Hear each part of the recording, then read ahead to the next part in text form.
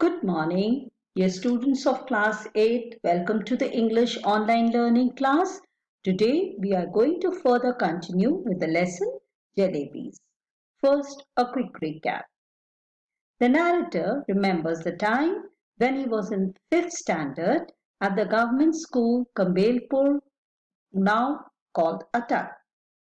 Now one day he went to the school with 4 rupees in his pocket, and the purpose was to pay the school fees and fund.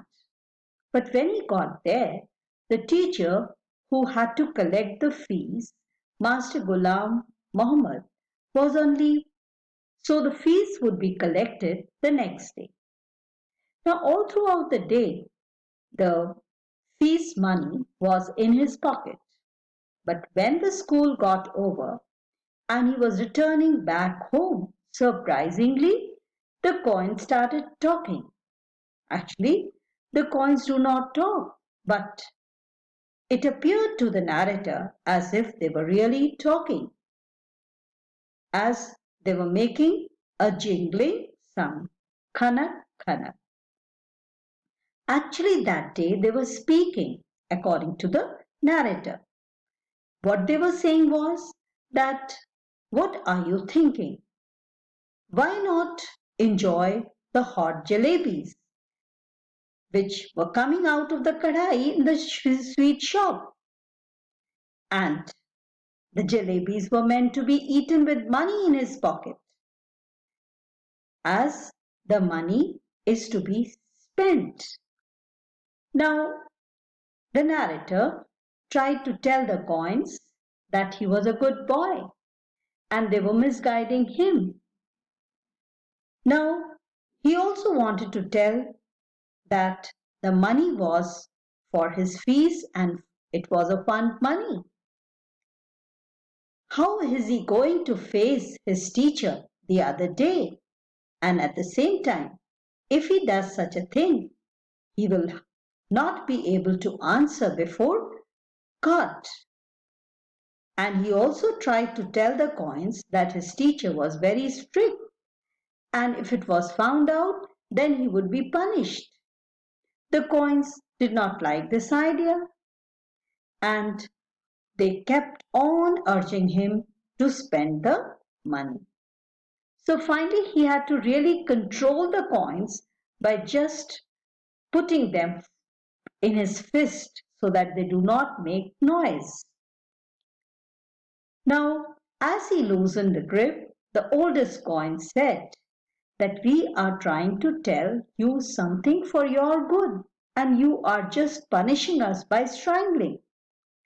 Now, I have a suggestion to offer, and the suggestion was that he would be getting his scholarship money the next day.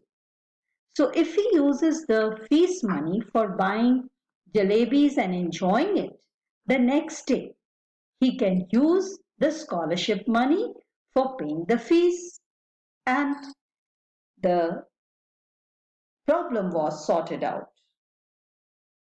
Kissa khatam, paisa hazam. Now, the narrator thought and he said that it was not a bad idea. But then the problem was that he was not such a boy. He belonged to a well-to-do family, and standing on the roadside and eating jalebis would not be good. And he had a reputation in school. Master Ji used to ask him to beat the other boys who did not do their work properly. And eating in the middle of the bazaar jalebis was not right according to him. So he reached home. Now, once he reached home, he was sitting on his bed. Again, the coin started making noise. Now, he could not control, and he rushed to the halwai shop and he bought a whole rupee worth of jalebis. Even the shopkeeper was astonished because in those days, for 1 rupee, one could get plenty of jalebis. Now, this part we had finished in the previous class. Now, let us work on further. Just as I was gathering up the heap in the distance, I spotted our Tonga. Chacha Jan was returning from court. I clutched the jalebis to my chest and ran into a gully. When I reached in a safe corner, I began to devour the jalebis. I ate so many that if anyone pressed my stomach, jalebis would have popped out of my ears and nostrils. So, while he was eating jalebis, he spotted a Tonga coming, and his Chacha Jan, he was coming towards home. Now, he thought that he needed to hide himself, and he went to the nearby lane and he stood there, and then he ate the jalebis. But soon his stomach was full. Now, very quickly, boys from the entire neighborhood assembled in the gully. As now his stomach was full, he thought of distributing the jalebis. By that time, I was so pleased with my stomach full of jalebis that I got into the mood for some fun. I started handing out jalebis to the children around. So, the children who had collected around, he started giving the jalebis to them. Delighted, they ran off, jumping and screaming into the gully. Soon, a whole lot of the other children appeared, probably having heard the good news from others.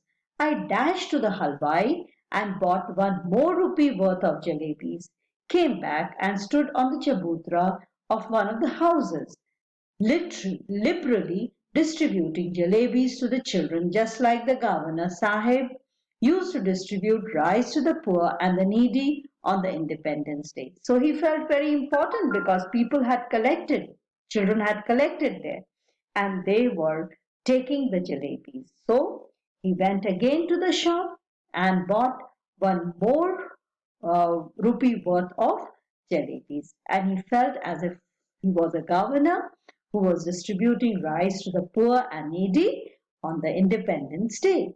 By now, there was a huge mob of children around me. So many children had collected. The beggars too launched an assault. Now, seeing this, even the beggars came forward. If children could be elected to the assembly, my success would have been assured that day. So I was becoming very popular by giving jalebis, by distributing jalebis, as if it was a very charitable act.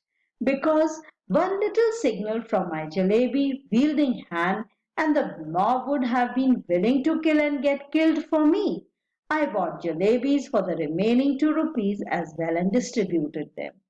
So he had spent all 4 rupees in distributing the jalebis. 1 rupee he ate and distributed, but then when he saw many people, they were um, already collected there to take the jalebis, he decided to spend all the money. I bought jalebis for the remaining 2 rupees as well and distributed them. Then I washed my hands and mouth at the public tap and returned home, putting on such an innocent face as if I had didn't even seen the hint of a jalebi all my life. So when he reached home, he did not let his face be shown that he had eaten jalebis. Jalebis I had gobbled up easily, but disgusting digesting them became another matter. Having jalebis was fun. He had eaten them very easily, but then the problem came how to digest them. With every birth came a burp, and with every burp, the danger of bringing out a jalebi or two. The fear was killing me. At night, I had to eat my dinner as well. If I hadn't eaten, I would have been asked to explain why I did not want any food. And if I had pretended illness, the doctor would have been summoned. And if the doctor, after feeling my pulse, had declared, Munna has devoured a mound of jalebis, I would simply die. So it was a difficult situation. In the house, he had to take dinner. because if he did not take dinner, then he would be questioned, and if he tried to say that he was ill, then the doctor would be called, and the doctor would feel the pulse and would immediately say that he had eaten jalebis. That would make him feel very bad. So we'll stop here today and we'll continue with the remaining class next day. Thank you and have a nice day.